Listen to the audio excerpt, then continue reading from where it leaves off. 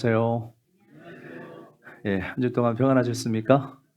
네, 반갑습니다. 잠깐 기도드리겠습니다. 전지 만물을 창조하시고 지금도 살아계셔서 역사하시는 거룩하신 하나님 아버지 참으로 감사를 드립니다. 죄 가운데 태어나서 소망 없이 살던 우리에게 천국 갈 수 있는 소망을 허락해 주시고 예수 그리스도의 보혈로 말미암아 또 죄 사함 받은 우리 형제 자매님들 함께하는 이 교회 가운데 우리를 지체로 삼아 주셨습니다. 하나님께서 이 시간에도 우리에게 필요한 말씀과 교제를 통해 우리의 삶을 인도해 주고 계십니다. 항상 우리가 살아가는 순간순간마다 주님께서 우리 곁에서 함께 해 주심을 늘 감사하고 주님을 잊지 않고 우리의 마음속에 가장 사랑하는 대상으로 주님을 섬길 수 있도록 주님 인도하여 주시옵소서. 오늘 주일을 맞아서 하나님 말씀 앞에 나왔습니다. 하나님 말씀 앞에 또 합당치 못한 것들, 또 말씀이 전해질 때에 하나님께서 주신 말씀을 마음판에 잘 새겨서 합당치 못한 것들을 버리고 주님 앞에 온전히 또 새로운 마음으로 시작할 수 있는 새로운 한 주가 되도록 도와주시옵소서. 하나님께서 이 지역의 복음을 위해서 정선교회를 세워주셨습니다. 하나님께서 이 교회를 통해 주변에 이뤄진 많은 영혼들이 구원받도록 주님 도와주시고 또 3월에 계획된 대전도 집회에도 많은 영혼들을 보내주셔서 구원받을 수 있도록 주님 역사하여 주시옵소서.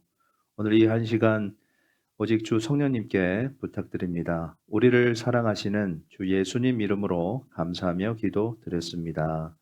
아멘. 네, 말씀 요한복음 13장 말씀을 찾겠습니다.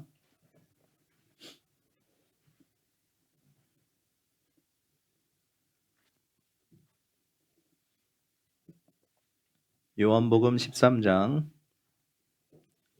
34절, 35절 말씀입니다.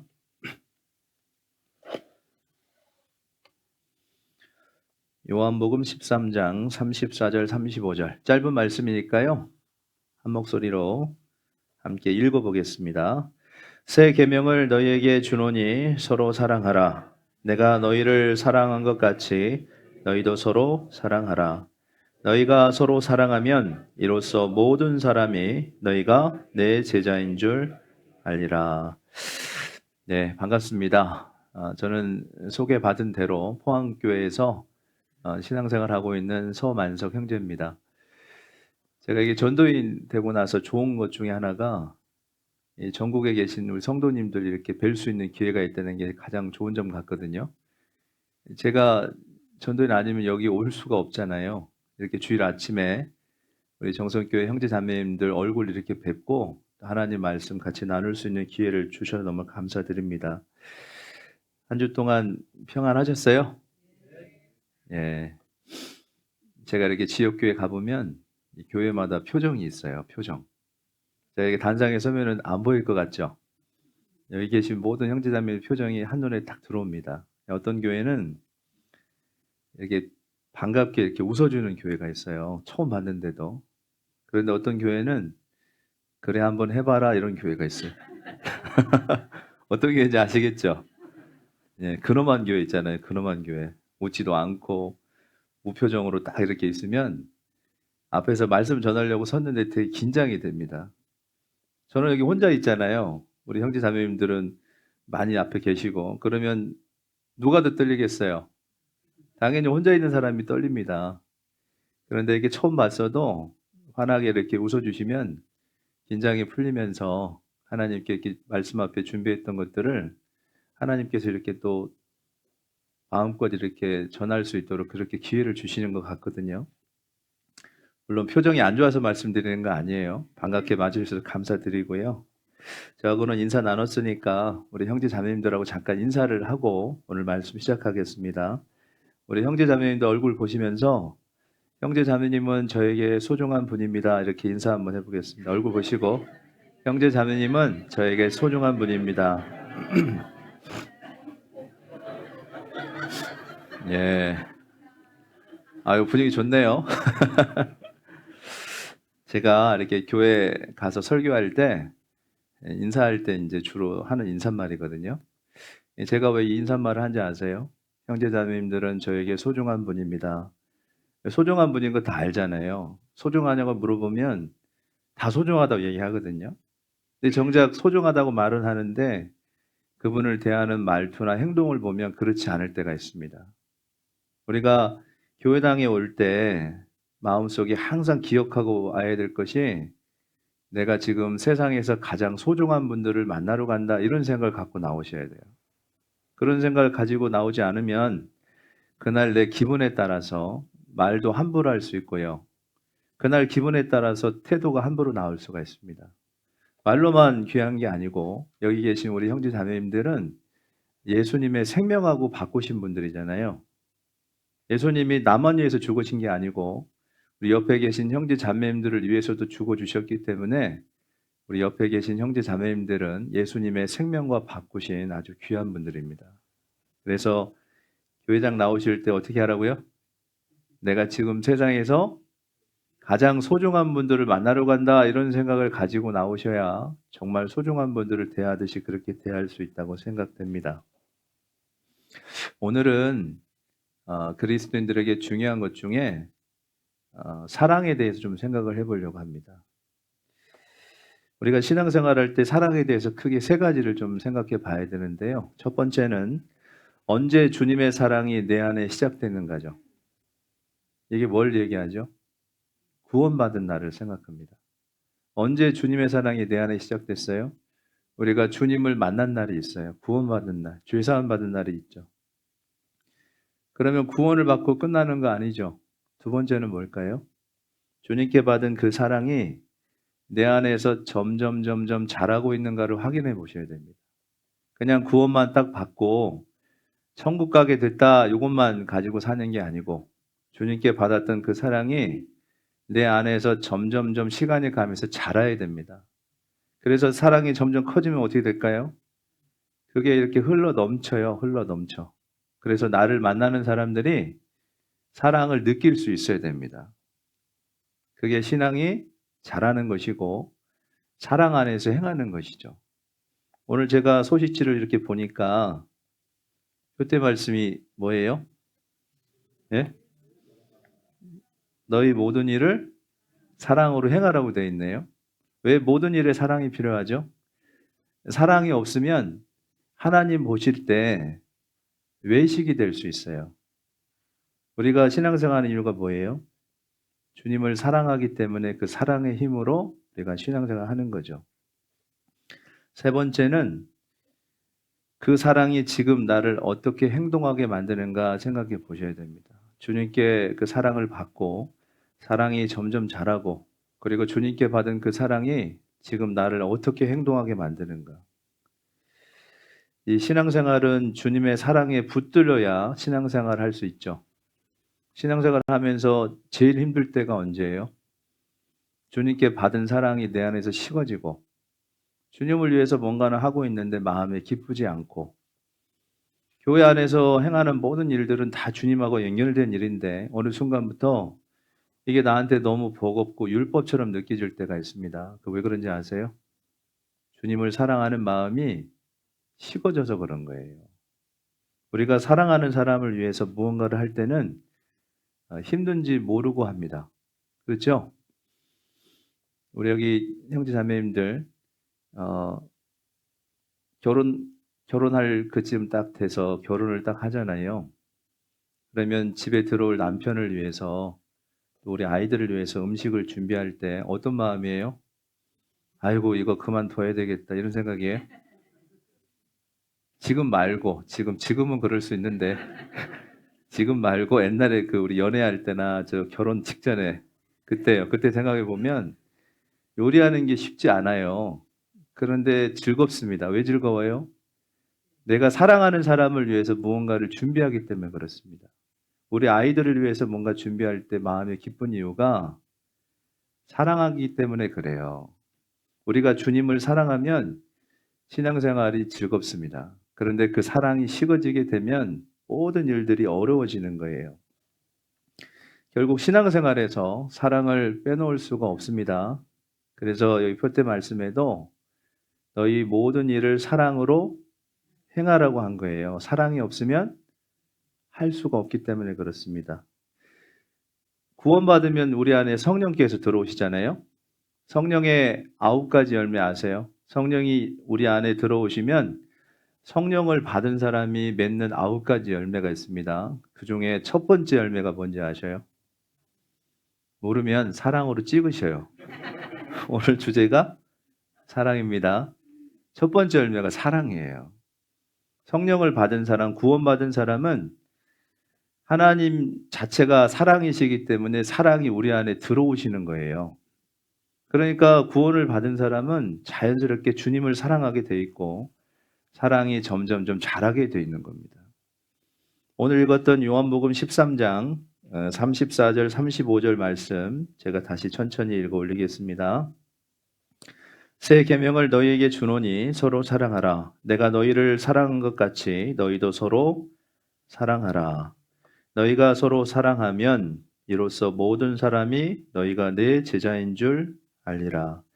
여기 보시면 사랑하라 이렇게 말씀하셨는데 앞에 보면 뭐라고 되어 있습니까? 새 계명이라고 되어 있어요. 새로운 계명을 주셨습니다. 예수님께서 십자가에 이제 죽으실 날이 다가오니까 제자들을 불러서 그들하고 만찬도 함께 하시고 그들의 발을 또 씻겨 주시면서 그들한테 뭐라고 말씀하셨냐면 내가 너희에게 새로운 계명을 주겠다 얘기하면서 서로 사랑해라 이렇게 얘기했어요. 어떻게 사랑하라고 돼 있어요? 아니 그 앞에 다 어떻게? 서로 사랑하는데 어떻게 서로 사랑하는 거예요? 예수님이 너희를 사랑한 것처럼 사랑해라 이렇게 돼 있어요. 예수님이 제자를 사랑했던 그 사랑으로 너희들이 서로 사랑해라. 그러면 모든 사람들이 너희가 그 사랑하는 모습을 보고 야 저들이 예수의 제자가 맞구나 이렇게 된다는 거예요. 그걸 통해서 하나님이 영광을 받고 구원받은 사람이 몸된 교회 안에 올 수 있다는 그런 말씀의 의미가 있습니다. 여기 보시면 계명이라는 말이 나오잖아요. 우리가 보통 계명하면은 뭐가 떠오르세요? 예, 십계명 떠오르죠. 십계명은 10가지 계명이잖아요. 두 가지로 압축을 하면 하나님을 사랑하고 이웃을 사랑해라 이 말이거든요. 근데 십계명을 주신 이유는 뭐예요? 죄인인 것을 깨닫게 하기 위해서 주셨다고 로마서에 기록되어 있죠. 그러면 이게 무슨 얘기냐면 너희는 하나님을 사랑할 수도 없고 이웃을 사랑할 수도 없는 존재다. 이걸 알려주시려고 십계명을 주신 겁니다. 그러면 여기 예수님께서 제자들한테 주신 이 새로운 계명은 이게 왜 주신 걸까요? 왜 주셨을까요? 지키라고 주신 거예요. 지키라고. 왜 지키라고 주셨을까요? 이제 곧 예수님이 십자가에 죽으시고 그들 안에 성령이 임하시게 되면 이들은 사랑할 수 있는 힘, 능력을 공급받게 됩니다. 그러니까 서로 사랑하라 이 명령은 어려운 걸 말씀한 게 아니고요. 구원을 받은 사람, 성령을 받은 사람은 진짜 사랑할 수 있는 힘이 주어지기 때문에 사랑하라 이렇게 명령하신 거거든요. 그런데 우리가 이 사랑이라는 계명을 왜 지켜야 되냐면 신앙생활할 때 이 사랑을 빼놓고는 할 수가 없다고 말씀드렸죠. 한번 예를 들어볼게요. 성경에 보면은 많은 명령들이 있습니다. 전도하라, 기도하라, 봉사하라, 섬기라, 순종하라 이런 명령들이 많이 있죠. 그런데 우리가 전도할 때 사랑이 없으면 전도 돼요, 안 돼요? 전도해 보셨죠? 내가 그 사람을 사랑하는 마음이 없어요.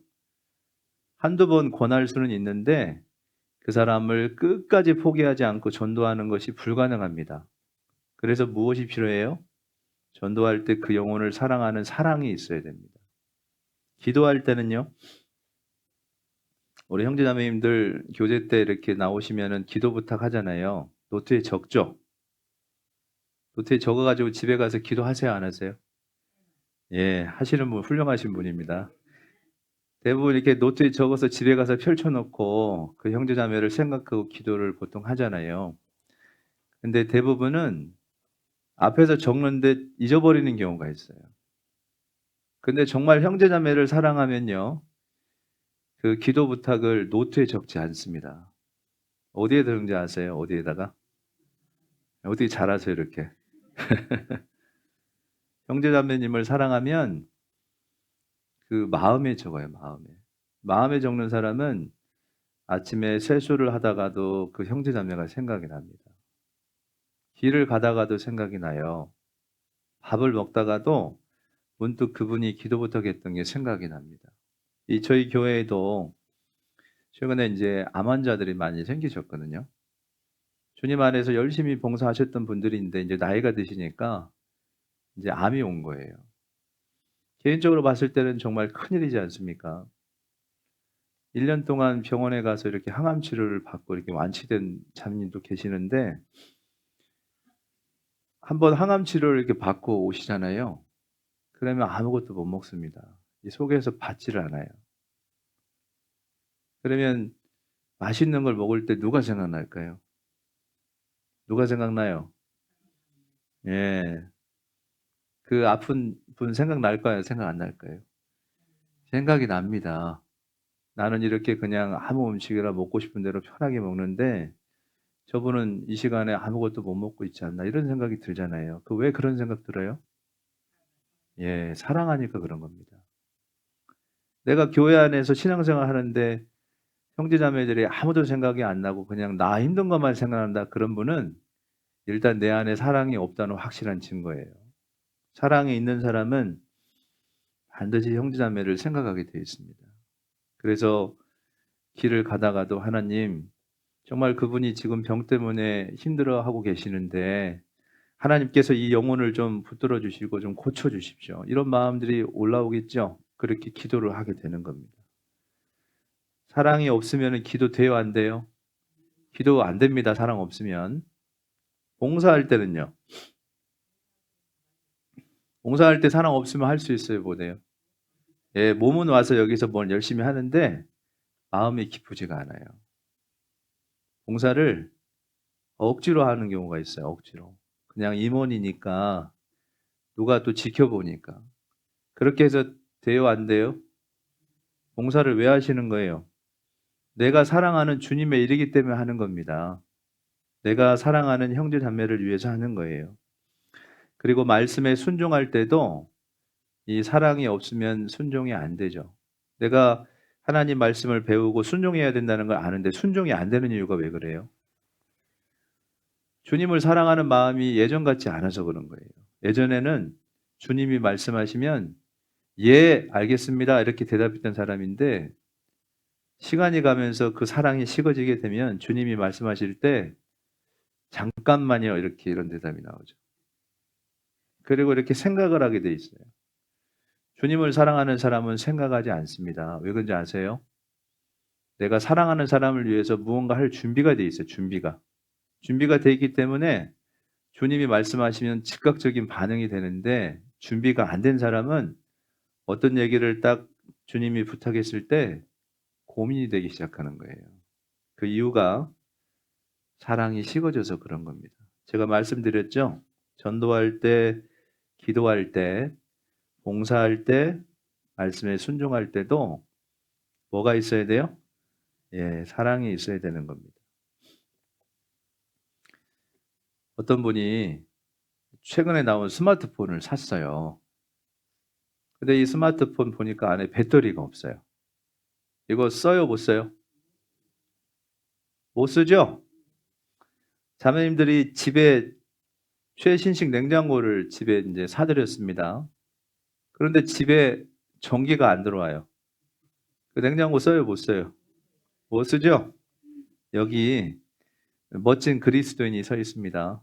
예, 기분 나빠하지 마시고 예를 드는 예, 여기 멋진 그리스도인이 서 있는데 제 안에 사랑이 없어요. 그럼 하나님이 저를 쓸 수 있어요, 못 써요? 못 씁니다. 사랑이 없는 사람은 주님이 함께 할 수 없어요. 사랑이 없는 교회도 주님이 역사할 수가 없는 겁니다. 그래서 중요한 게 뭐냐? 구원받은 각자의 사람 속에도 사랑이 있어야 되고 구원받은 성도들이 모인 이 교회에도 사랑이 있을 때 주님이 그 교회를 그 사람을 귀하게 쓰는 거예요. 내 안에 열정도 있고 지식도 있고 그 사람이 말을 잘한다 해도 가장 중요한 사랑이 없으면 하나님이 그 사람을 쓸 수가 없는 겁니다. 오늘 주제를 제가 사랑에 대해서 말씀드렸죠. 한번 생각해 보세요. 내가 지금까지 구원받고 교회 안에서 신앙생활 하면서 정말 모든 일을 내가 사랑으로 행했는지 한번 생각해 보셔야 됩니다. 언제부턴가 주님의 일을 하는 게 내 안에 버겁고 주님의 일을 하는 것이 부담이 되기 시작하면 뭔가 신앙에 문제가 생겼다는 거잖아요. 이 시간 한번 생각해 보시고요. 정말 사랑이 없는 분들은 하나님께 그 사랑을 달라고 더 기도하는 그런 시간이 되셨으면 좋겠습니다. 이 성경에 보면 하나님이 주신 모든 것을 다 갖추고 있었는데 이 사랑이 없어서 문제가 생겼던 교회가 있습니다. 한번 찾아보겠습니다. 고린도 전서입니다. 고린도 전서.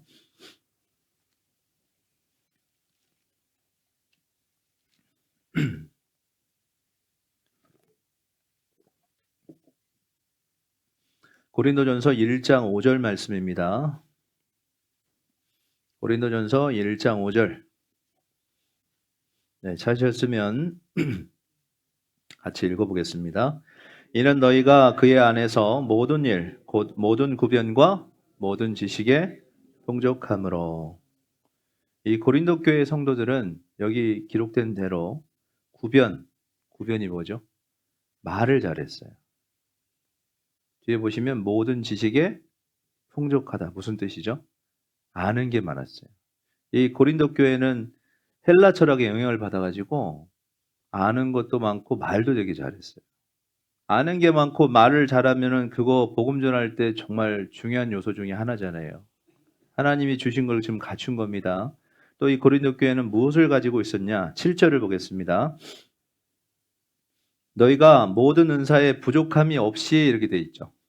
은사가 부족해요? 부족함이 없어요?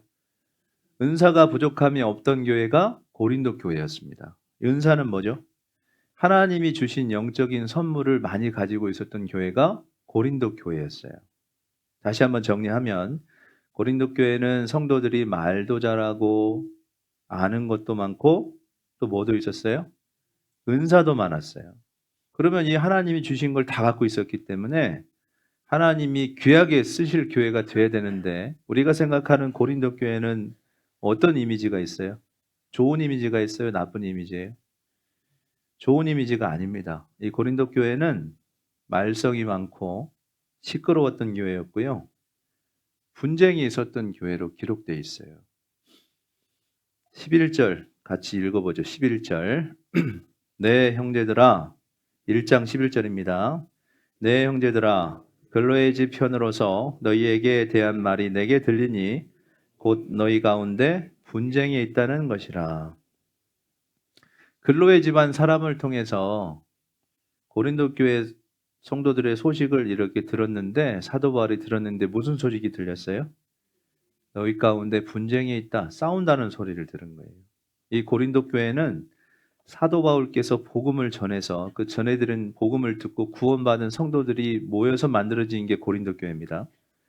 그러면 사도 바울은 고린도 교회에 관심이 있을까요, 없을까요? 당연히 있겠죠. 왜냐하면 자기가 복음을 전해서 구원받은 사람들이 모여서 생겼기 때문에 고린도 교회에서 좋은 소식이 들리기를 바라고 있었는데 글로의 집안 사람을 통해서 들었던 소식은 그들이 지금 마음을 모으고 사랑하면서 힘있게 복음을 전합니다. 이 소식이 아니고요. 그들이 지금 싸우고 있습니다. 이 소식을 들은 거예요. 그래서 이 고린도 전서는 고린도 교회에 있던 문제들을 사도 바울이 하나하나 편지에 다 답변해서 보낸 편지가 고린도 전서입니다.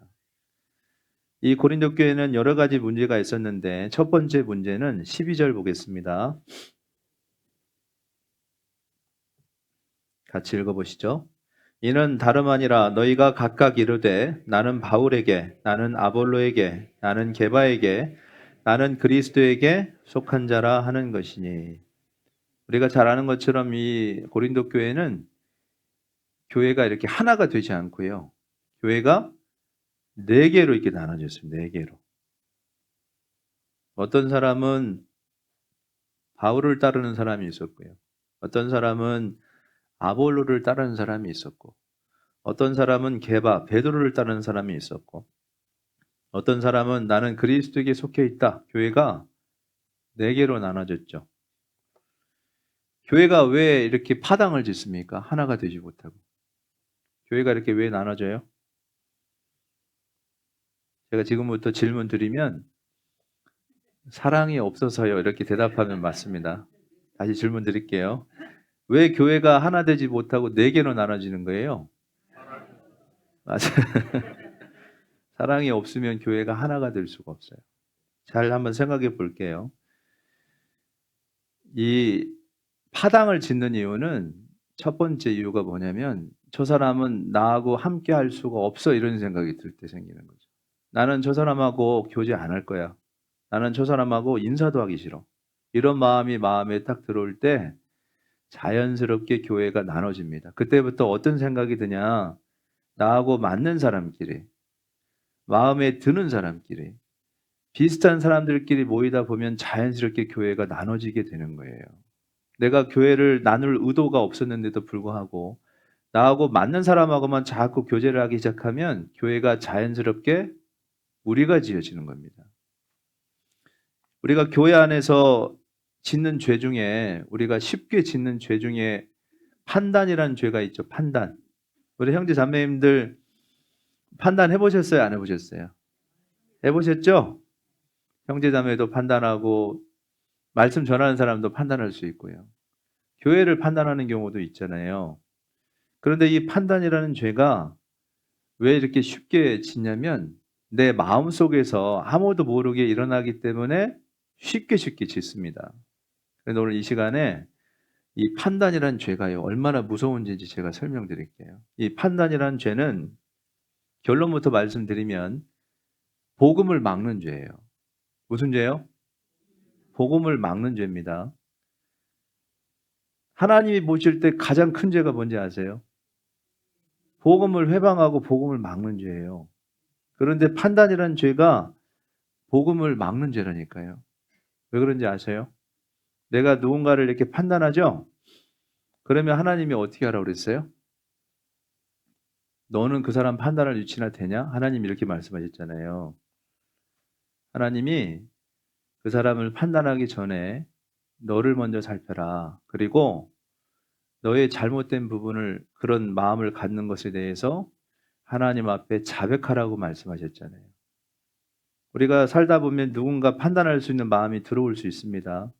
그런데 이 누군가의 판단하는 마음이 들어올 때 그 마음을 그대로 방치를 하면요, 그 판단하는 마음이 자연스럽게 없어지는 게 아니고 눈덩이가 불듯이 점점 좀 커지는 거 아셔요? 여기 강원도 눈 많이 오죠?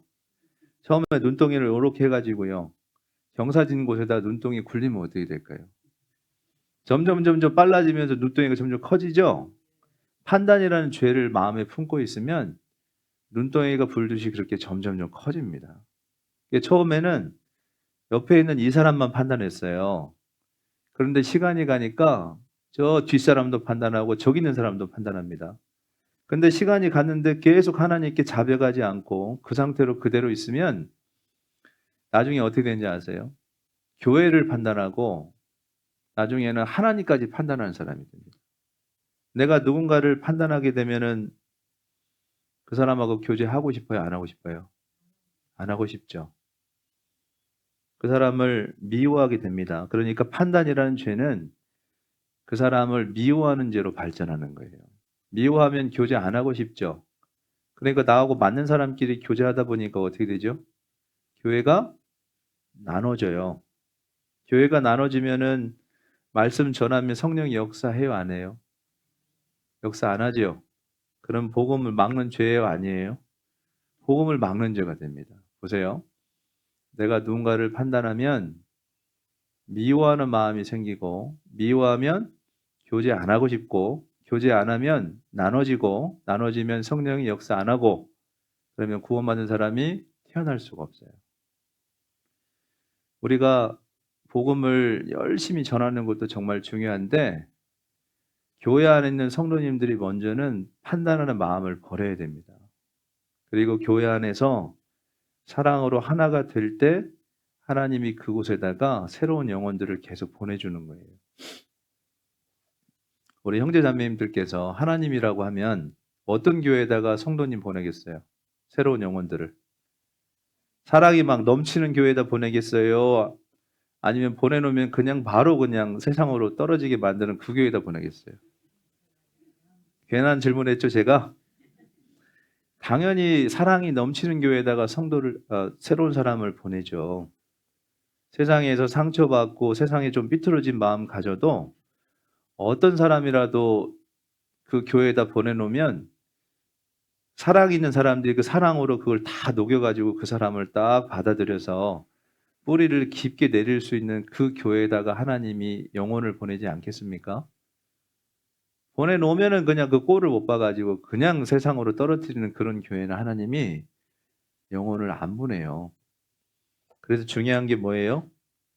사랑하는 겁니다. 사랑하려면 판단하는 거를 멈추셔야 돼요. 제가 한번 질문 드려볼게요. 내가 교회 안에서 지금 누군가를 판단하고 있잖아요.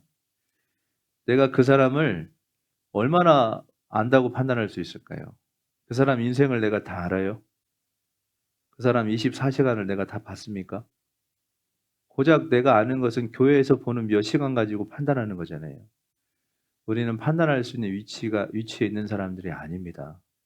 하나님만 모든 걸 다 아시기 때문에 그분만 유일하게 판단할 수 있는 거예요. 그런 마음이 들면은 어떻게 된다고요? 하나님께 꼭 기도하시고 정리하셔야 됩니다. 그런데 이 고린도 교회는 사랑이 없어서 이렇게 나눠졌어요. 두 번째, 이 고린도 교회는 또 어떤 문제가 있었냐면 5장 보겠습니다. 5장.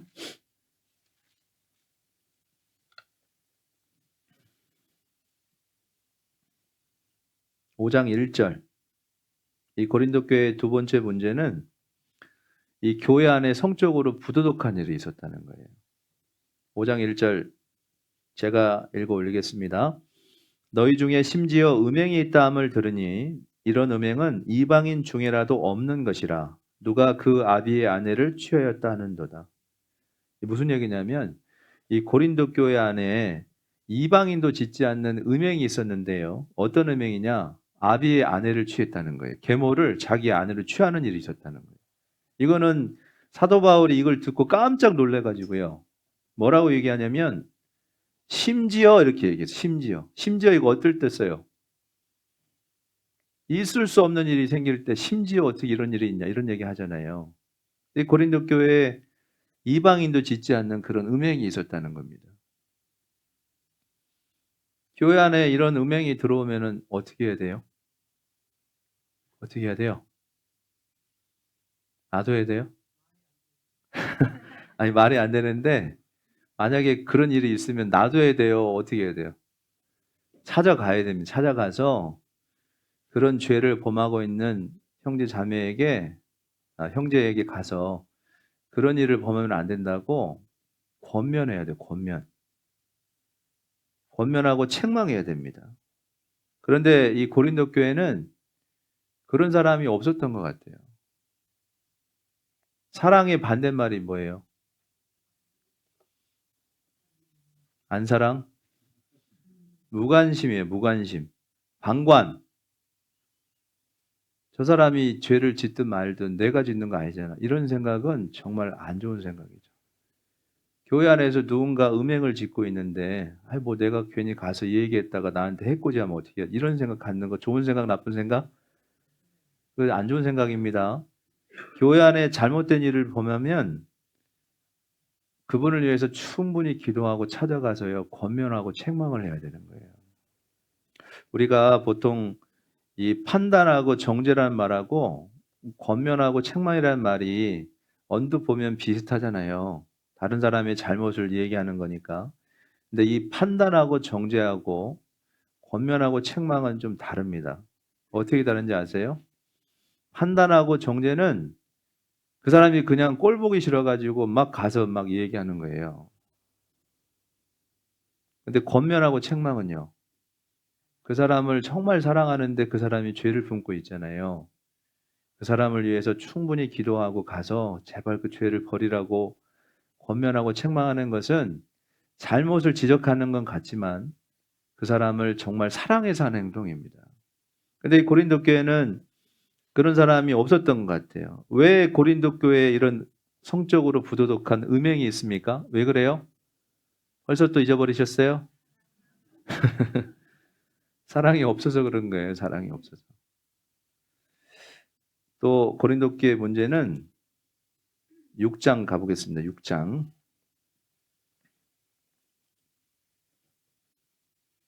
6장 6절 같이 읽어보겠습니다. 형제가 형제로 더불어 송사할 뿐더러 믿지 아니하는 자들 앞에서 하느냐. 이 고린도 교회는 또 어떤 문제가 있었냐면 이 형제를 법정에다 고소를 하는 일이 있었어요. 아주 진짜 대단한 교회죠. 근데 이 교회가 구원받은 사람들이 모인 교회라니까요. 구원받은 사람들이 모인 교회여도 사랑이 없어지면 교회가 이렇게 무섭게 변합니다. 형제를 법정에다 고소하면 돼요, 안 돼요? 교회 안에서 일하다 보면은 마음이 안 맞고 다툼이 있을 수 있습니다. 그렇다고 해서 그 막 고소해버려요? 어떻게 해야 돼요? 교회 안에서 하나님이 주신 말씀 안에서 해결할 수 있는데 고소를 해버렸다니까요. 왜 형제를 법정에다 고소합니까? 사랑이 없으니까 하는 거예요. 사랑이 있으면 용서할 수 있어요. 문제가 여기서 끝나야 되는데 또 문제가 생겼어요. 또 어떤 문제가 있었냐? 9장으로 가보겠습니다.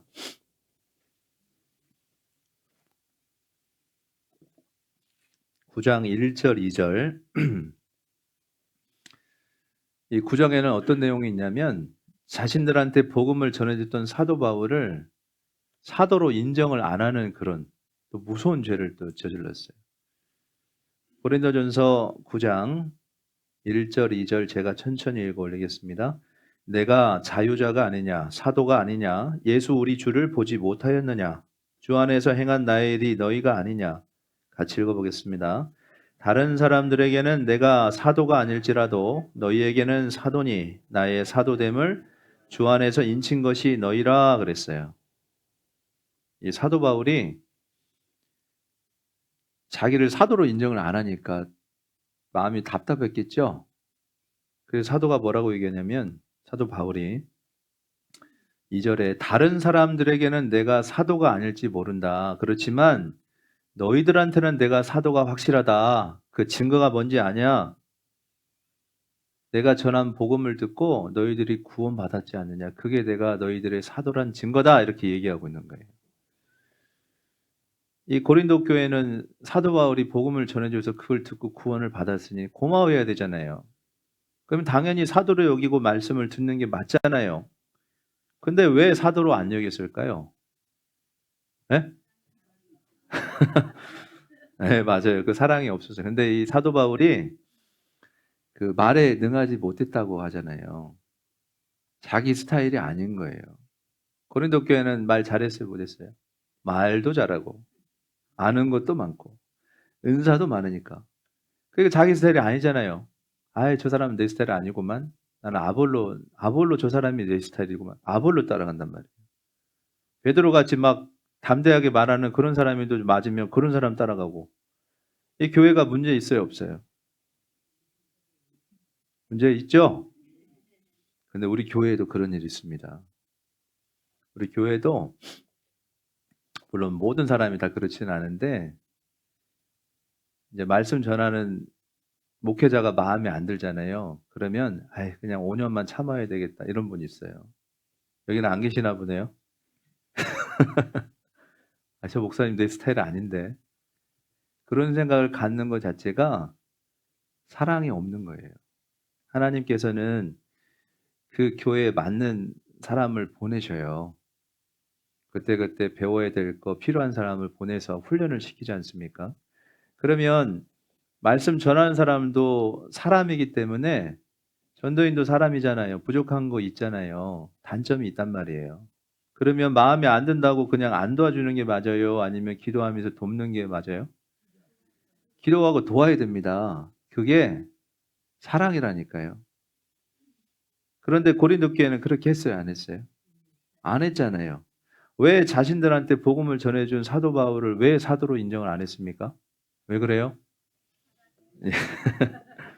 사랑이 없어서 그래요. 사랑이 없어서. 자, 보세요. 고린도 교회가 끼리끼리 파당을 지었죠.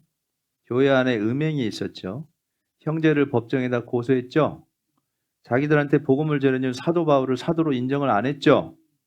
이거 왜 다 이런 일들이 교회에 있습니까? 사랑이 없어서 생긴 문제예요.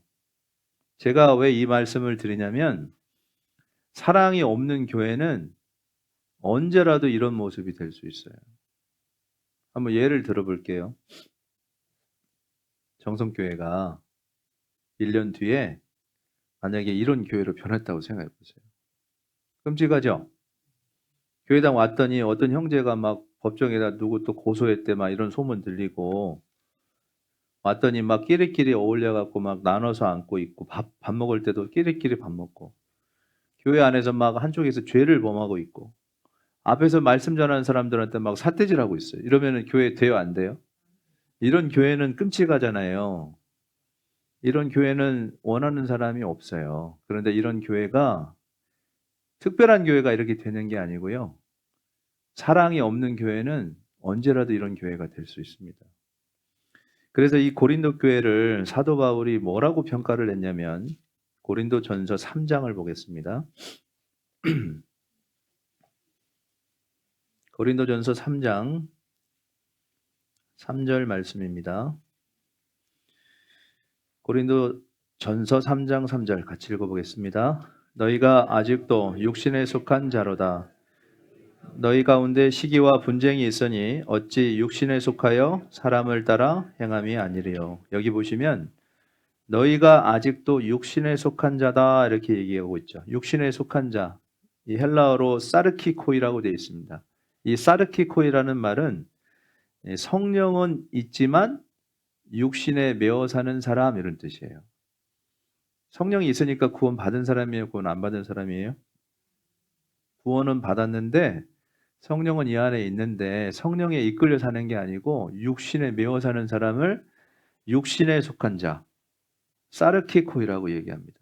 그러니까 이 고린도 교회 성도들은 성령이 있다는 건 구원을 확실히 받은 거잖아요. 근데 왜 육신에 매어 살았을까요? 주님을 사랑하는 사랑이 식어져서 그런 거예요. 왜 내가 처음에 주님을 사랑하고 주님 일에 마음을 다하고 최선을 다해서 봉사했는데 왜 지금 내 모습을 보면 과거 같지 않고 부담이 되는 이유가 왜 그런지 아세요? 주님을 사랑하는 마음이 예전 같지 않아서 그런 거예요.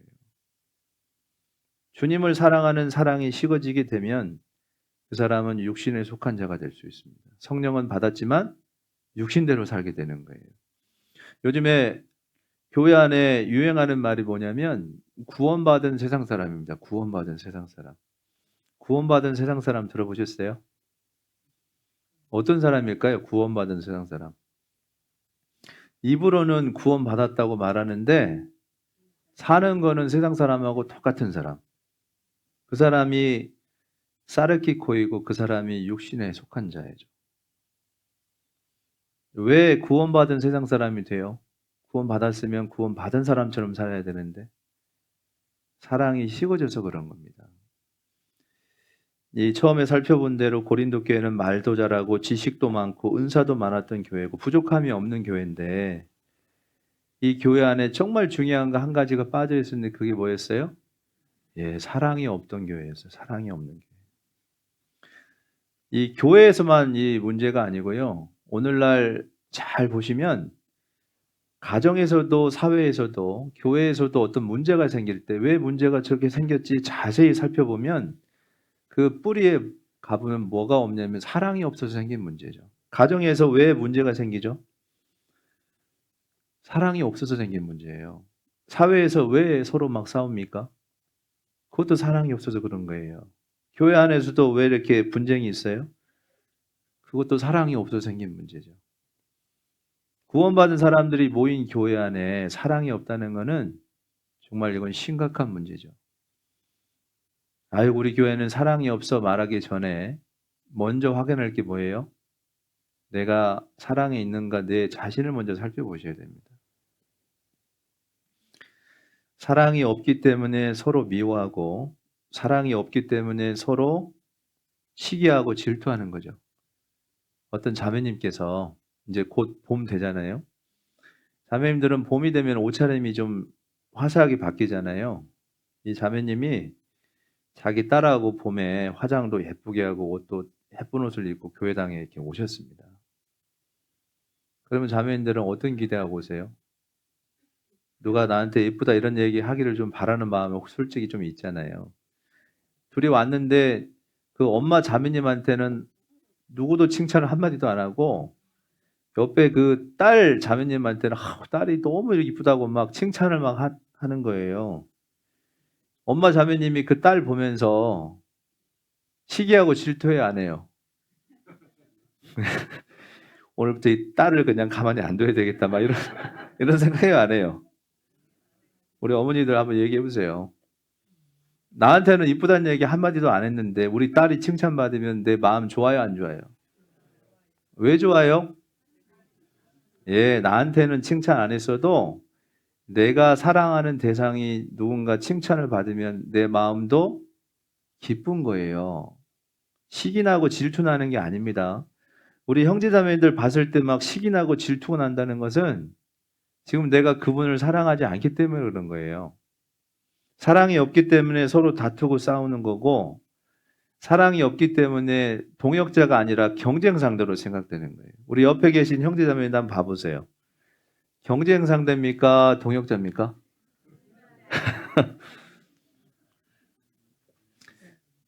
제가 그 아는 자매님이 미국에서 신앙생활 하시는데 이분은 기도 제목이 어, 교제할 수 있는 자매님 한 분만 보내주세요. 그게 기도 제목이에요. 미국은 땅이 크고 교회가 별로 없잖아요. 4시간 가서 말씀 듣고 4시간을 와야 됩니다. 그리고 자기 주변에 사는 곳에 같이 교제할 수 있는 자매님이 없어요. 그분은 그렇게 하나님께 지금도 기도하고 있잖아요. 우리 주변에 봐보세요. 있어요, 없어요? 내 주변에는. 많죠? 사랑하세요? 시기하고 질투하세요? 사랑하셔야 됩니다. 하나님 보실 때 어떤 자매는 교제할 사람이 없어가지고 좀 보내달라고 그렇게 기도하는 자매도 있는데 어떤 사람은 옆에 동역자로 그렇게 많이 보내줘도 사랑할 마음도 없고 그냥 꼴을 못 본다고 생각해 보세요. 그러면 하나님 마음이 어떠실 것 같아요? 우리 정선교회 다른 교회에 비해서 숫자가 적다고 하지만요. 결코 적은 게 아닙니다. 주변에 교제할 수 있는 분들이 계시다는 것은요. 이건 하나님이 엄청난 복을 내리신 거예요. 그래서 말로만 귀하다고 여기지 마시고 정말 귀하게 생각하셔야 됩니다. 사랑이 없으니까 불평하고 원망하는 거죠. 그래서 이 고린도전서를 쭉 읽어보시면 1장부터 11장까지는 이 고린도 교회가 있는 많은 문제들에 대해서 설명을 하고 있고 12장에 가보면 그들이 가졌던 훌륭한 은사에 대해서 쭉 설명을 하시고요. 그리고 13장에는 뭐가 나와요? 예, 고린도전서 13장 무슨 장? 사랑장이죠. 근데 왜 거기 사랑이 13장이 들어간지 아십니까? 12장을 한번 보시죠. 12장. 맨 마지막 절을 한번 찾아보겠습니다. 고린도전서 12장. 은사에 대해서 말씀을 하시고 맨 마지막 절 31절 보겠습니다. 31절. 같이 읽어보겠습니다. 너희는 더욱 큰 은사를 사모하라. 내가 또한 제일 좋은 길을 너희에게 보이리라. 너희들이 갖고 있는 이 은사보다 더 큰 은사를 사모해라 이렇게 얘기하면서 13장에 뭘 얘기하고 있어요? 사랑에 대해서 얘기하고 있죠. 그러면 너희들이 가진 더 큰 은사, 가진 것보다 더 큰 은사 뭘 사모하라는 얘기예요? 예, 사랑에 대해서 얘기하고 있는 거예요. 그러면서 13장에 쭉 보시면 1절부터 13장 1절부터 3절까지 제가 천천히 읽어 올리겠습니다. 내가 사람의 방언과 천사의 말을 할지라도 사랑이 없으면 소리나는 구리와 울리는 꽹과리가 되고 내가 예언하는 능이 있어 모든 비밀과 모든 지식을 알고 또 산을 옮길 만한 모든 믿음이 있을지라도 사랑이 없으면 내가 아무것도 아니요. 3절은 같이 읽어보겠습니다. 내가 내게 있는 모든 것으로 구제하고 또 내 몸을 불사르게 내어줄지라도 사랑이 없으면 내게 아무 유익이 없느니라. 여기 계속 반복되는 세 문장이 있죠. 네, 맞아요. 사랑이 없으면, 사랑이 없으면, 사랑이 없으면 세 번 반복됩니다. 왜 사도 바울이 이렇게 세 번을 얘기해요? 네가 천사의 말을 하고 방언을 해도 그 말하는 그 너의 마음속에 사랑이 없는 그 말은 울리는 꽹과리밖에 되지 않는다. 네가 예언하는 능력이 있고 지식이 있고 산을 옮길 만한 그런 믿음이 있어도 사랑이 없으면 어떻게 된다고요? 아무것도 아니래요. 아무것도. 그리고 뒤에 보시면 3절에 내가 내게 있는 모든 것으로 구제하고, 구제는 자기 재산을 가지고 어려운 사람 돕는 거잖아요. 쉬운 일 아닙니다. 근데 자기 재산으로 어려운 사람도 돕고 내 몸을 불사르게 내어줄 수 있는 그런 열정이 있어도 그 안에 그것이 사랑에 기반해서 생긴 것이 아니면 뭐라고 돼 있어요? 아무 유익이 없느니라. 이 신앙생활 할 때 열정 중요하죠. 열정. 열정 있는 분 계세요. 열정. 열정이 막 대단하잖아요. 그런데 그 열정이 자기 열정 말고요. 하나님이 주신 사랑으로 생긴 그 열정이어야 되는데 자기 열정 있는 사람은 어떻게 되죠? 형제자매를 다치게 합니다. 자기 열심으로 형제자매가 다쳐요. 그러니까 뭐가 필요하다는 얘기예요? 사랑이 있어야 된다는 얘기예요. 이 사랑이 없는 열정은요, 형제자매를 괴롭게 하고 상처를 줄 수 있습니다. 교회 안에 있다 보면 열정이 막 대단한 분들 있잖아요. 이런 분들 특징이 뭐냐면 일을 아주 잘해요. 그래서 뭐를 딱 맡겨드리면 일을 그냥 촥촥촥 끝내버립니다. 근데 문제는 뭐예요? 봉사가 끝나면 그분하고 봉사했던 분들이 마음에 상처를 받고 상담을 오는 경우가 있어요. 그러니까 자기는 일도 잘하고 열심히 있는데 뭐가 없는 거예요? 형제자매를 돌아보질 않아요. 형제자매가 지금 어떤 상황인지 마음이 어쩐지 이런 걸 전혀 보지 않고 자기 그냥 열정으로 막 밀어붙여서 이렇게 가다 보면요. 그러면 형제자매들 마음이 다치는 경우가 있잖아요. 하나님께서 원하시는 것은 한 사람이 10발자국 가는 걸 원하는 게 아니고 10사람이 한 발자국을 가더라도 같이 가는 거. 하나님 원하시는 게 그겁니다. 이 세상에서는 한 사람이 10발자국 앞서가는 사람을 리더다 그래, 리더. 야, 저 사람 대단한 사람이다. 저 사람은 세상을 앞서가는 사람이야 하면서 사람들이 막 이렇게 해주죠. 교회에서는 그런 사람이 필요해요, 필요 없어요? 예, 교회에서는 한 발자국을 가더라도 10사람이 같이 가게 하는 그런 리더가 필요한 거예요. 근데 교회에 가끔 보면 그런 조교 같은 분들이 조교 아세요? 빨간 모자 쓰고 조교. 혼자 막 10발자국 앞서가가지고 왜 이렇게 못 오는 거야? 막 하는 분 있죠. 그분 옛날에 그분도 올챙이 때 있었어요? 없었어요? 자기 개구리 돼가지고 폴짝폴짝 뛴다고 옛날 올챙이 때 생각 못하면 안 되잖아요. 자기도 옛날에 올챙이처럼 그 연못에서 이렇게 겨우 헤엄치던 때가 있었잖아요. 그거를 다 잊어버리면 안 된다는 거예요. 하나님이 원하시는 것은 눈높이를 같이 맞춰서 마음을 모아서 같이 가는 거죠. 그게 사랑이다 이렇게 얘기합니다. 제가 예전에 횡단보도에서 이제 신호가 걸려가지고 횡단보도 앞에 이렇게 대기를 하고 있었는데 그 차에 이렇게 앉아 있으면 뭐 할 게 없잖아요. 근데 횡단보도 앞에 지나가는 사람들 이렇게 보잖아요. 그런데 제가 이렇게 보고 있는데 어떤 나이 젊은 엄마가 한 4살 정도 되는 여자아이를 데리고 횡단보도를 이렇게 건너가더라고요. 그래서 어떻게 가는가 한번 유심히 봤어요. 보통 한 4살 정도 되면 애들이 어린이집 가잖아요. 횡단보도 건널 때 오른손을 높이 들고 건너세요 이렇게 배우잖아요. 그러니까 손을 이렇게 들었어요. 이렇게 들고 막 이렇게 다니더라고요. 왼손은 엄마를 잡았겠죠. 엄마 오른손을 잡았겠죠. 근데 저는 그 아이를 유심히 본 게 아니고 엄마가 어떻게 하는가 봤어요. 엄마 오른손은 이제 아이를 잡았으니까 한 손은 좀 남아 있잖아요. 이 손을 아이처럼 똑같이 들었을까요? 아니면 내리고 갔을까요? 자, 들고 갔다.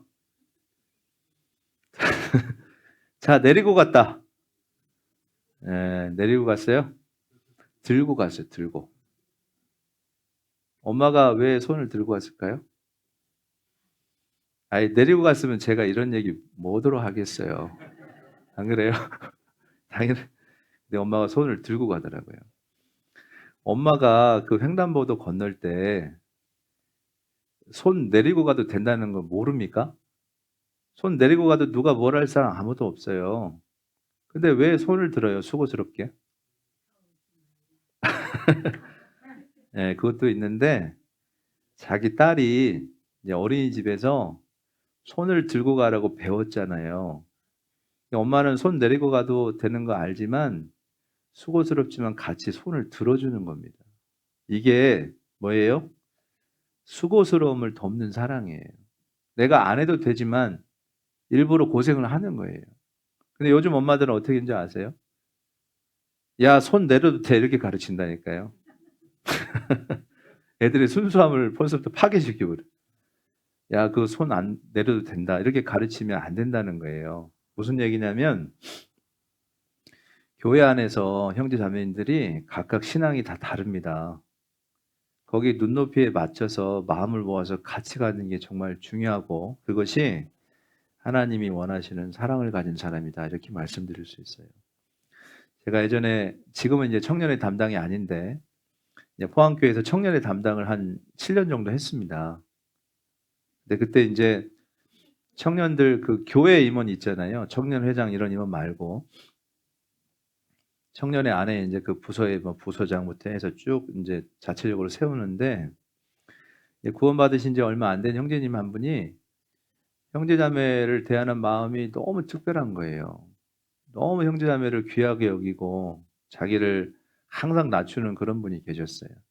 이게 너무 귀하잖아요. 그래서 제가 그분한테 청년회 안에서 그래도 작은 직분을 가지고 같이 봉사하면 좋겠다 싶어서 이제 만나서 부탁을 드렸습니다. 형제님, 이렇게 청년회 안에서 이 직분을 맡아서 같이 봉사하면 좋겠다고. 그랬더니 이분이 뭐라고 한줄 아세요? 아유, 제가 누굴 챙겨요. 저는 성경 지식도 없고, 저는 구원받은 지도 얼마 안 됐고요. 저는 말도 잘 못합니다. 제가 어떻게 이걸 하겠어요? 이렇게 얘기하더라고요. 이 형제님이 하기 싫어서 그런 거예요? 아니면 형제자매들이 너무 귀하니까 자기가 실수할까 봐 그런 거예요? 하기 싫어서? 본인 얘기하지 마시고.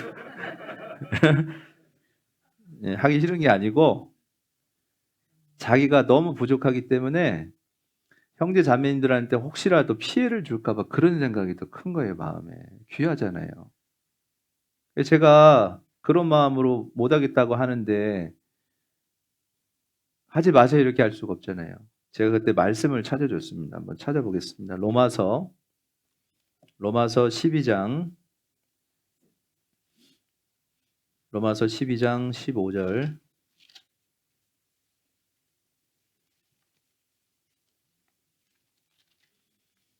로마서 12장 15절입니다.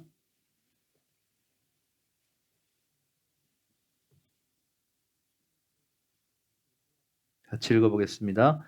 즐거워하는 자들로 함께 즐거워하고 오는 자들로 함께 올라. 제가 그 형제님께 뭐라고 말씀드렸냐면 형제님 뭐 성경 많이 알아서 구원받은 지 오래돼서 그래서 임원하는 거 아니에요. 제가 부탁드리는데 요 두 가지만 좀 해주세요. 뭐예요? 형제자매님들이 정말 좋은 일, 즐거운 일이 있을 때 진심으로 같이 기뻐해 줍니다. 기뻐해 주시고 또 하나는 형제자매님들이 정말 어려운 일을 겪었을 때 같이 울어주세요. 이 두 가지만 좀 부탁드리겠습니다. 그랬어요. 이거 어려운 거예요? 쉬운 거예요? 쉬운 거예요? 이거 사랑이 있는 사람은 쉽고요. 사랑이 없는 사람은 어려운 거예요. 형제자매를 사랑하지 않으면 눈물을 흘릴 수가 없어요. 형제자매를 사랑하지 못하면 그분이 좋은 일을 겪었을 때 진심으로 기뻐해 줄 수가 없어요. 시기 나고 질투나게 돼 있어요. 형제자매님들이 즐거울 때 같이 진심으로 즐거워해 주고, 형제자매님들이 정말 어려운 일을 겪었을 때 울어줄 수 있는 이런 사람이, 그 사람이 정말 사랑이 있는 사람입니다. 좋아하는 거하고 사랑하는 거 차이가 뭔지 아세요? 좋아하면, 형제자매를 좋아하면 어려운 일 당했을 때 아이고 안 됐네요, 이거 좋아하는 겁니다. 사랑하는 건요, 아무 말 안 해도 가서 같이 그냥 울어주는 게 그게 사랑하는 사람이래요. 우리 여기 부모님들 계시는데 옛날에 이런 말 있었잖아요. 자식이 사업을 망해가지고 눈물을 뚝뚝 흘리고 있어요. 그럼 부모님이 그 자식이 이렇게 눈물 흘리는 거 보면은 마음 어때요? 그런 말이 있잖아요. 자식 눈에서 눈물 흘리면 부모 눈에서 피눈물 난다는 말이 있죠. 부모가 사업이 망한 게 아니잖아요. 자식이 망했는데 왜 부모가 그렇게 마음이 아프고 눈물이 납니까? 자기가 정말 사랑하는 대상이 그렇게 고통을 받고 있기 때문에 그거를 못 견디는 거예요, 본인도. 마찬가지로 형제자매를 정말 사랑하게 되면 형제자매들이 어려운 일을 겪는 모습을 보면요, 마음이 아픕니다. 그게 사랑이 있는 사람인 거예요. 우리 주변에 형제자매님들 그냥 말로만 형제자매가 아니죠. 주변에 한번 봐보세요. 형제자매님들이 요즘에 무엇 때문에 힘든지 관심 있으세요? 요즘에 왜 못 나오는지 관심 있어요? 지난번에 기도 부탁했던 거 어떻게 되는지 관심 있습니까? 그냥 말로만 교회 안에 형제자매가 아니고 정말 내 마음에 그분을 위해서 진심으로 축복하고 기도해 줄 수 있는 그런 사람, 그분이 어려울 때 함께 마음을 아파할 수 있는 그런 사람이 교회 안에 있어야 됩니다. 그런 분들이 하나가 될 때요, 이 교회가 하나님께서 크게 쓰시는 교회가 될 수 있어요. 그 사람이 신앙적으로 얼마나 성숙했느냐 하나님이 보시잖아요. 구원받은 지 시간이 가면 갈수록 하나님은 기대하시는 게 뭐예요? 구원받은 연수만큼 성장하기를 바라시잖아요. 신앙이 성숙하기를 바라시는데 하나님이 그 사람이 신앙이 성숙했다, 이 성숙도를 뭘로 보고 평가하시냐면 그 사람이 성경 지식 많이 하냐 이거 아니죠. 그 사람이 말 잘하냐 이거 가지고 성숙했다 말할까요? 그거 아닙니다. 그 사람이 구원받은 지 오래됐다 이거 가지고 성숙했다고 할까요? 그것도 아니에요. 그 사람이 교회에서 어떤 직분 가지고 있냐 이거 가지고 성숙했다고 말할까요? 그것도 아닙니다. 그 사람이 열정이 얼마나 되는가 그거 보고 성숙하다고 말할까요? 그것도 아니에요. 그럼 뭘까요? 그 사람 안에 있는 사랑을 보시고 하나님이 성숙했구나 이렇게 말씀하신다. 어떤 사랑일까요? 형제자매 각 개인을 보는 사랑, 이 정선 교회를 보는 사랑, 그리고 주님을 보는 그 사랑을 보고 하나님께서 성숙했구나 판단하셔요. 우리 옆에 계신 형제자매님들은 주님의 피로 구원받으신 분들이죠? 귀한 분들이죠. 그런데 내가 혹시 판단하고 정죄하진 않았습니까? 말로만 귀하다고 하지 않고. 제가 아까 말씀드렸죠. 형제자매님들께 관심을 갖는 것이 그게 사랑이라고. 왜 못 나왔는지, 아픈지, 뭘 도와줘야 되는지 관심을 갖는 거, 그거 사랑입니다. 관심이 없다는 것은 사랑이 없다는 거예요. 우리 형제자매님들께 관심 있으세요? 관심 있어요, 없어요? 아, 있어요? 예, 감사합니다. 두 번째는 하나님이 이 피로 사신 이 교회를 사랑하는 거죠. 우리 정선교회 사랑하세요? 대답 아무도 사랑 안 하세요, 그러면? 사랑하시죠? 예. 우리 교회를 사랑하면 이 교회를 비난하거나 불평해서는 안 됩니다. 하나님을 우리가 아버지라고 부르잖아요. 이 교회는 어머니 품과 같은 곳이에요. 하나님이 구원하시고 어머니 품과 같은 이 교회 안에 나를 거기서 품어서 지금까지 보호해 주시고 키워 주신 거예요. 그럼 이 교회는 뭐예요? 엄마 품이에요. 엄마 품. 엄마와 같은 거예요. 근데 교회가 마음에 안 든다고 비난하고 불평하면 뭐 하는 거와 똑같은 거예요? 자기를 키워주신 엄마한테 불평하고 비난하는 거와 똑같은 거예요. 예를 들어서 어떤 엄마가 정말 시장에서 새벽같이 나가서 열심히 고생해가지고 자식을 훌륭하게 키웠습니다. 거기 아들이 서울대를 갔어요. 서울대를 가가지고 엄마는 글자 하나 모르시는 분인데 아들이 서울대를 간 거예요. 근데 아들이 엄마한테 와가지고 엄마는 글자도 모르고 엄마는 도대체 아는 게 뭐예요? 이렇게 하면 이거 정말 좋은 자식이에요? 나쁜 자식이에요? 이런 자식은 물론 없어요. 자기 엄마 얼굴에 침 뱉는 자식이잖아요.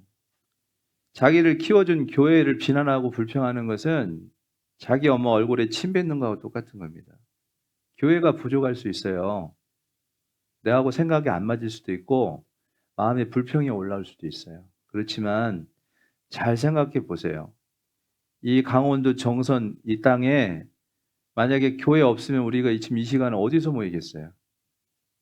그래도 내가 봤을 때 부족한 교회가 있으니까 내가 여기서 말씀 듣고 양육 받아서 지금 이 시간에 여기 앉아 있는 겁니다.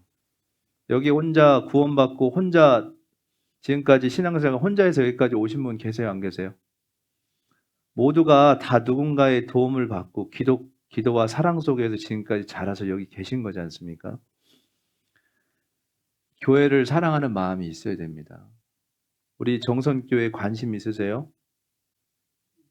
뭐가 필요한지, 부족한 게 없는지, 내가 이 교회에 도울 일은 없는지 관심이 있으십니까? 이 구원을 받으면 이 보는 눈 세 개가 바뀌는 거 아세요? 첫 번째 눈은 세계관이 바뀝니다. 세계관. 세계관은 뭐예요? 세상을 보는 눈이 바뀌어요. 옛날에는 이 세상이 저절로 생겼다고 그렇게 믿고 살았는데 구원을 딱 받고 나면은 세상을 보는 눈이 다 바뀌죠. 하나님께서 이 세상을 만드셨구나 이렇게 눈이 바뀌잖아요. 그 바뀌셨어요? 네, 두 번째 바뀌는 게 뭐예요? 가치관이 바뀝니다. 가치를 보는 눈이 바뀌어요. 옛날에는 그냥 이 땅에 썩어질 것이 전부라고 생각하고 거기에 목숨 걸고 살았는데 영원한 천국이 있다는 걸 발견한 뒤에는 이 세상에서 영원한 것으로 가치가 이렇게 옮겨져 보는 눈이 중요하게 보는 눈이 옮겨지는 그 가치관이 변화가 생기는 거고요. 또 하나 눈은 저를 따라해 보세요. 교회관. 교회를 보는 눈이 바뀝니다. 옛날에는 이 교회라는 것이 십자가 붙어 있고 찬송 소리 들리는 것이 교회구나 이렇게 생각했는데 구원을 딱 받고 나니까 교회가 어떻게 바뀌어요? 아, 이 교회는 예수님의 생명하고 바꾼 곳이구나 이렇게 보는 눈이 바뀐다고요. 우리 형제 자매님들 내 생명보다 귀한 거 있습니까? 내 생명보다 귀한 건 없어요, 이 세상에. 그죠? 근데 만약에 내가 내 생명을 버릴 정도로 뭔가를 바꿨다면 그건 내 생명보다 더 귀하니까 그렇게 했겠죠. 예수님이 왜 생명을 버리고 이 교회를 만드셨을까요? 자기 생명보다 교회가 너무 귀하기 때문에 그런 거예요. 그러니까 이 교회관이 올바른 사람은 교회를 비난하지 않습니다. 부족하면 기도하고요. 옆에서 도울 마음을 갖지 교회를 비난하거나 불평하지 않아요. 그게 교회관이 올바른 사람이죠. 저희 2017년 11월 달에 포항에 큰 지진이 있었습니다. 강원도 이쪽에 어쨌는지 모르겠어요. 여기도 조금 뭐 있었습니까? 거리가 멀어가지고. 그때 제가 이제 목사님 모시고 이제 신방을 갔다가 운전하고 돌아오는 길이었어요. 근데 이제 지진이 크게 나가지고요. 뒤에 이제 어머니 회장단 자매님들이 타고 계셨는데 이분들이 막 집에서 전화가 오는 거예요. 엄마 큰일 났어요. 막 변기가 다 깨지고 막 난리가 났다는 거예요. 그래가지고 이제 평상시 같으면 한 20분이면 가는데 지진이 나니까 일하던 사람들이 다 조퇴하고 다 자기 집으로 가는, 자기 집 지금 난리 난 거 생각하니까 집에 안 갈 수가 없잖아요. 그래가지고 거기가 막 교통 대란이 나버렸습니다. 그래가지고 이제 시간이 걸려서 교회당에 딱 갔는데 가봤더니 막 손가락 정도 굵기로 벽이 다 갈라지고요. 난리가 난 거예요. 막 옥상에 그 장독대 다 깨지고 교회가 난리가 난 상태인데 그때 교회당으로 한 분이 달려오셨어요. 몇 분이요?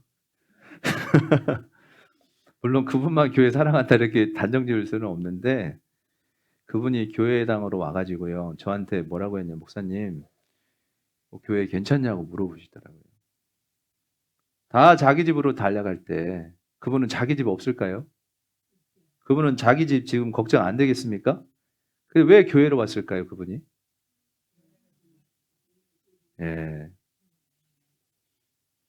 교회를 정말 사랑하는 사람은 교회가 어려움을 당할 때, 위기가 생길 때 알 수 있어요. 평상시에는 잘 모릅니다. 평상시에는 교회 사랑하세요. 그러면 예 하면 사랑하는구나 이렇게 아는데 교회가 어려움 당할 때 있잖아요. 교회가 정말 어렵고 힘들 때 그때 그 교회를 대하는 그분들의 행동들을 딱 보면 그분이 교회를 사랑하는 사람인지 그렇지 않은 사람인지 금방 알 수 있습니다. 교회를 사랑하는 사람은 교회가 위기에 처했을 때 어떻게 하는지 아세요? 팔을 걷어붙이고요. 어떻게든 내가 같이 도와서 그 위기를 잘 넘기려고 합니다. 그런데 이 교회를 사랑하지 않는 사람은 어떻게 하는지 아세요? 교회가 어려움이 닥쳤을 때 저 뒤로 물러나 있어요. 그리고 내가 그럴 줄 알았다 이렇게 얘기한다니까요. 여기 그런 분은 안 계시죠? 교회가 어려움을 당할 때 내가 교회에 대해서 어떤 마음을 갖는지 잘 생각해 보셔야 됩니다. 교회는 내가 사랑하는 예수님의 생명과 바꾼 곳이에요. 이것은 정말 귀하죠. 그래서 예수님을 사랑하는 사람이 교회를 사랑하지 않을 수가 없어요. 예수님을 사랑하는 사람은 교회를 비난하거나 불평할 수 없습니다. 근데 저는 진짜 안타까운 게 뭐냐면 교회에서 신앙생활 정말 오래 하신 분들 있잖아요. 교회 직분을 가지신 분들 중에도 교회 앞에서 이렇게 도와주는 게 아니고요. 교회를 더 힘들게 하는 경우가 있어요. 그 교회가 어떤 곳인지를 잘 모르시는 것 같아요. 그러면 안 됩니다. 그리고 세 번째가 주님을 사랑하는 거죠. 그 사람이 신앙의 성숙도를 뭘 보냐면 형제자매 각 개인을 향한 사랑이 있고 이 교회를 사랑하는 사랑이 있고 또 하나는 주님을 사랑하는 사랑이 있어요. 제가 질문 드려볼게요. 주님 사랑하십니까? 세 분 답변하셨어요. 주님 사랑하세요? 네. 주님을 사랑하는 건 뭐예요? 그냥 말로만 사랑하면 됩니까? 옛날에 어떤 통신회사에서요. 전화하잖아요. 그러면 고객님 사랑합니다. 이렇게 얘기했다니까요. 그럼 그 사람이 나 사랑하는 거예요? 그럼 그런 사랑이에요. 혹시 내가 고백하는 그런 사랑? 주님 사랑하세요 했을 때 네 하는 그런 사랑이 그 상담원이 저한테 얘기하는 그런 사랑입니까? 그런 사랑 아니죠? 주님을 사랑하는 사랑은 어떤 사랑이냐면 말로 하는 사랑이 아니고요. 주님을 정말 사랑하면 그 사람이 쓰는 시간과 물질과 힘을 그분께 써야 되는 게 사랑하는 겁니다. 우리 형제 자매님들은 시간과 물질과 힘을 어디서 쓰세요?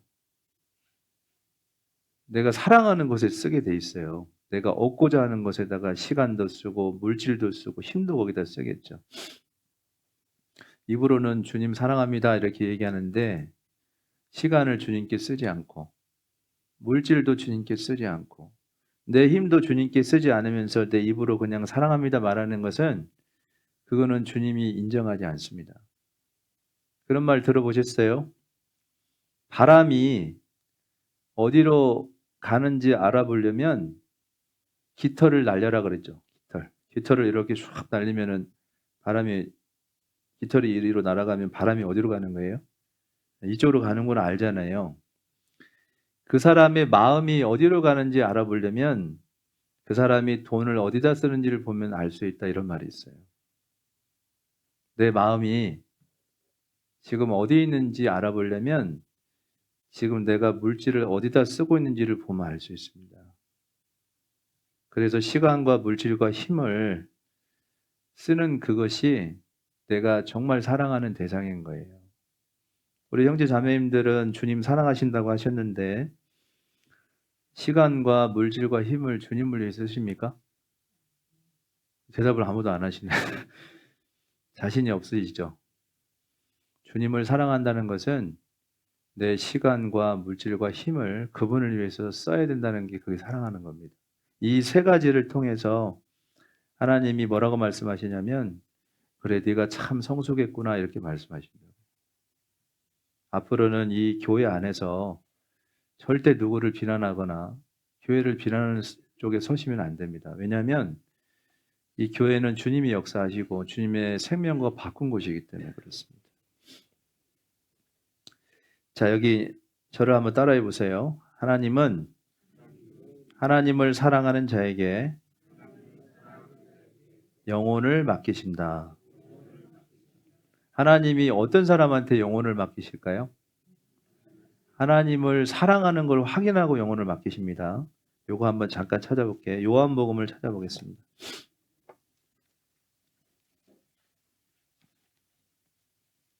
요한복음 21장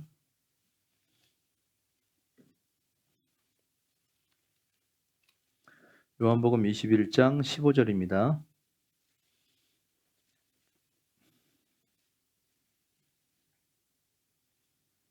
같이 읽어보시죠. 저희가 조반 먹은 후에 예수께서 시몬 베드로에게 이르시되 요한의 아들 시몬아 내가 이 사람들보다 나를 더 사랑하느냐 하시니 가로되 주여 그러하이다. 내가 주를 사랑하는 줄 주께서 아시나이다. 가라사대 내 어린 양을 먹이라 하시고, 우리가 잘 아는 내용이죠. 이 베드로가 예수님을 부인하지 않는다고 장담을 했던 사람인데 예수님이 붙잡혔을 때 3번을 부인했잖아요. 그리고 예수님이 십자가에 죽으시고 부활하셔서 그 베드로를 다시 찾아와서 똑같이 베드로한테 3번을 질문하셨어요. 네가 나를 사랑하냐? 이렇게 질문을 했습니다. 그 질문에 베드로가 뭐라고 답변했냐면 뭐라고 답변했어요? 나를 사랑하느냐 물어보니까 가로되 주여 그러하이다. 내가 주를 사랑하는 줄 주께서 아십니다. 그랬죠. 주님이 뭘 확인하셨어요? 베드로가 나를 사랑하는 것을 확인을 하고 난 뒤에 뭘 맡기셨습니까? 내 어린 양을 먹이라 그랬죠. 여기서 양이 집에서 키우는 짐승이 아니잖아요. 뭐예요? 영혼을 맡기셨어요.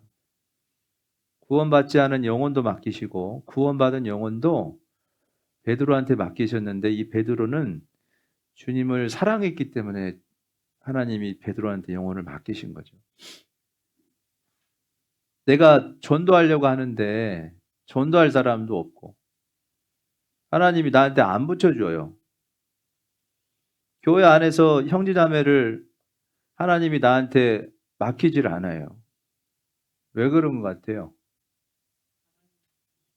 주님을 사랑하는지 잘 생각해 보셔요. 주님을 사랑하는 분한테 하나님이 영혼을 맡기시는 겁니다. 하나님은 그 사람이 세상에서 뭐 지위가 있냐, 학벌이 있냐, 말 잘하냐, 재산 많냐 이런 걸 보고 영혼을 맡기시는 게 아니고 하나님을 사랑하는 자에게 맡기신다고 되어 있어요. 저는 불교 집안에서 태어났습니다. 저는 이제 대학교 2학년 때 구원받았거든요.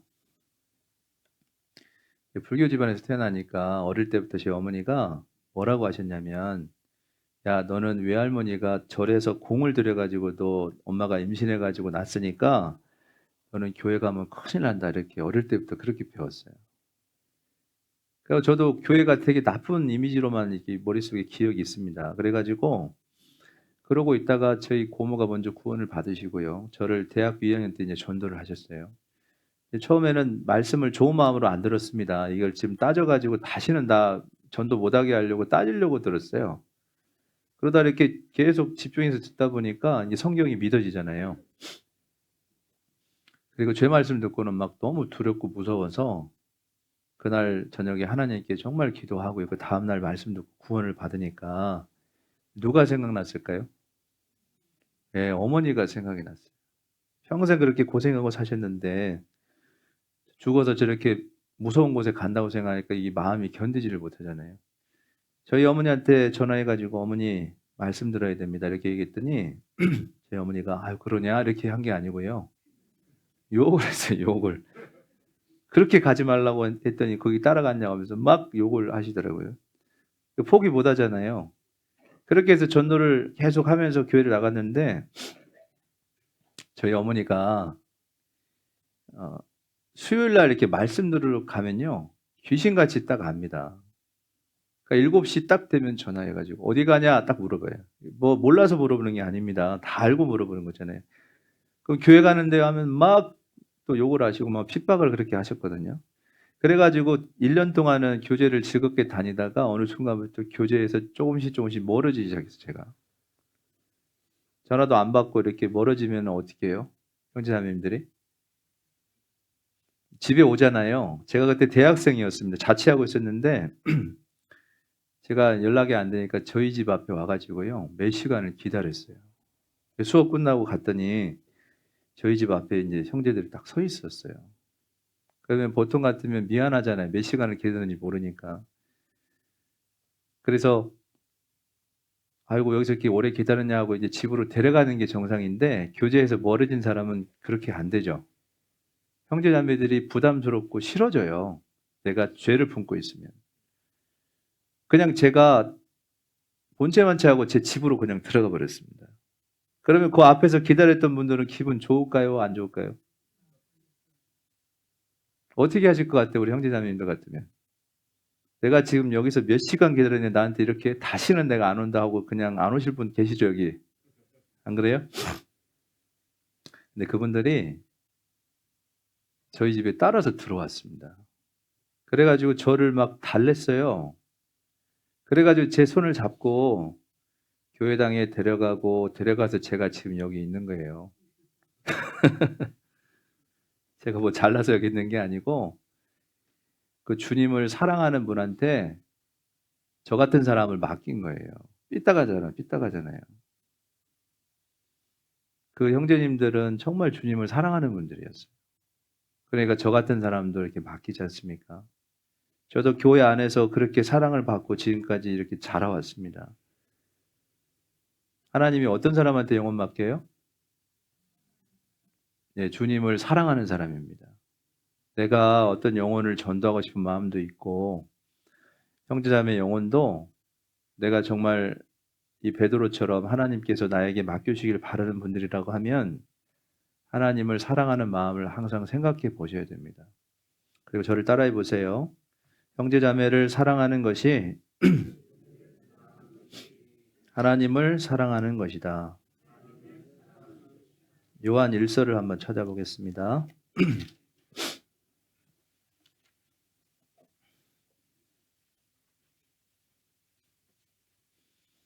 요한 1서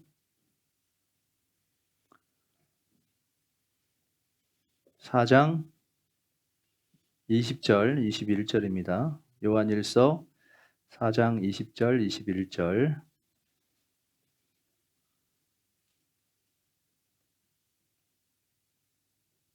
같이 읽어보겠습니다.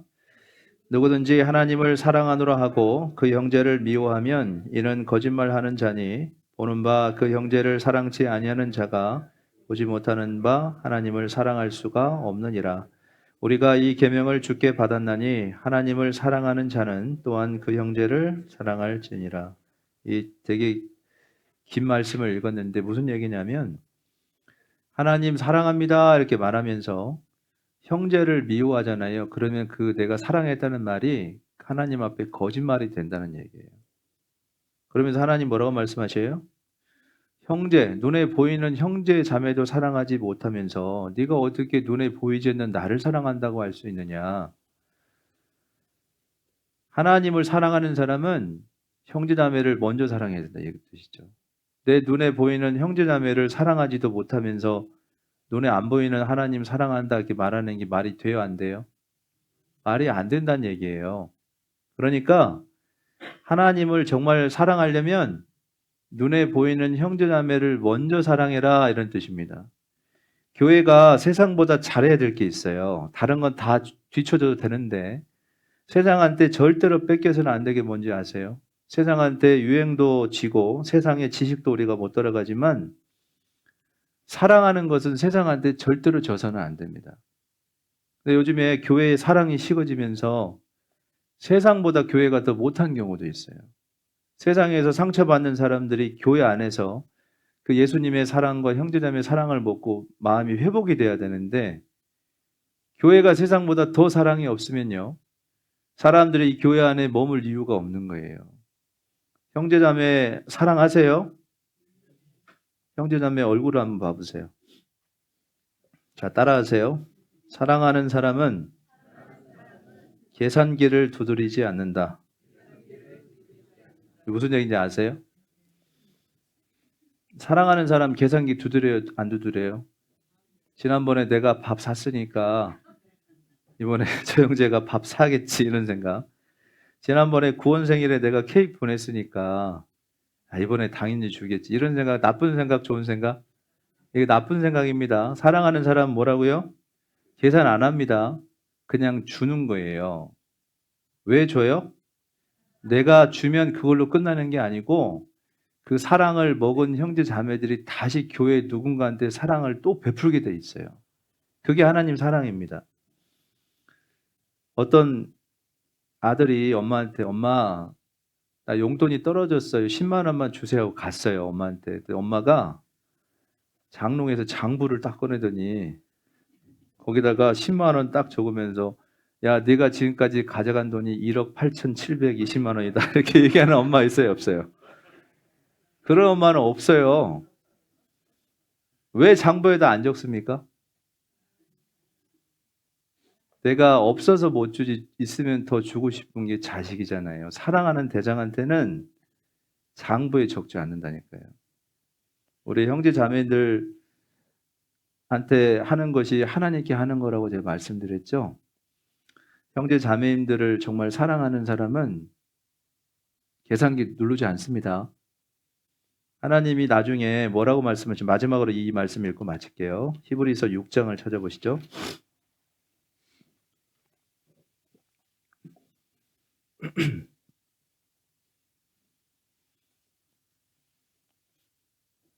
히브리서 6장 10절 같이 읽어보겠습니다. 하나님이 불의치 아니하사 너희 행위와 그의 이름을 위하여 나타낸 사랑으로 이미 성도를 섬긴 것과 이제도 섬기는 것을 잊어버리지 아니하시느니라. 히브리서 6장 10절에 하나님은 불의한 분이 아니다. 그래서 너의 행위와 하나님의 이름을 위해서 나타낸 사랑으로 이미 과거에 성도를 섬긴 것 그리고 이제도 섬기는 것을 잊어버리신다고 돼 있어요? 잊어버리지 않는다고 돼 있어요? 잊어버리지 않는데요. 하나님이 내가 남몰래 형제자매 도왔던 일, 뒤에서 모르게 희생했던 일, 눈물로 기도해 줬던 거, 내가 모르게 도왔던 그 모든 일들을 누구도 알 수 없는데 하나님은 알아요, 몰라요? 하나님은 다 아신대요. 다 기억하신대요. 왜 기억하시죠? 갚아주시려고 그래요. 이 세상에서도 갚아주시고 주님 앞에 가서도 하나님이 또 갚아주십니다. 이 말씀을 꼭 기억하시고 올해 정성교회에 큰일 하셨잖아요. 이렇게 또 다른 교회 자립할 때 많은 또 도움도 주신 걸로 제가 알고 있는데 그 베푸신 사랑을 하나님이 결코 잊지 않을 거라고 생각됩니다. 하나님께서 이 교회 안에 더 큰 것으로 분명히 주실 거라는 저는 믿음이 있거든요. 그러려면 우리가 지금보다 더 사랑으로 하나 돼서 우리 형제자매님들 돌아보고 서로 베푸는 그런 사랑 가운데서 하나님께서 이 교회를 더 크게 쓰실 거라고 생각됩니다. 오늘 한번 집에 가셔서 내가 모든 일을 사랑으로 행했는가 한번 깊이 한번 생각해 보셨으면 좋겠어요. 기도하고 마치겠습니다. 하나님 감사합니다. 오늘 말씀을 통해서 우리 각자가 하나님 앞에 받은 사랑을 시간이 가면서 계속 내 마음속에서 키워가고 있는지, 그리고 그 사랑에 붙들려서 살아가고 있는지 생각해 보았습니다. 하나님은 우리에게 무한한 사랑을 주시고 부족한 우리를 지금도 기다려 주시고 늘 곁에서 변함없이 사랑으로 우리를 지켜주십니다. 주님께서 우리에게 보여주신 그 사랑만큼 우리도 주변의 형제자매를 용서하고 마음속에 받아들이고 함께함으로 인해서 우리 정선교회가 더욱더 주님의 사랑 안에서 하나 되어서 복음을 힘있게 전하고 많은 영혼들이 이곳에 뿌리를 내릴 수 있도록 주님 역사하여 주시옵소서. 또 말씀을 전하시는 목사님, 그리고 우리 임원들, 그리고 우리 형제 자매님들이 더욱더 하나 되어서 주님을 기쁘시게 하는 그런 귀한 교회로 영원히 기억될 수 있도록 인도해 주시기를 간절히 기도드립니다. 오늘 모든 일정도 주님의 은혜 가운데 부탁드리며 우리를 사랑하시는 주 예수님 이름으로 감사하며 기도드렸습니다. 아멘.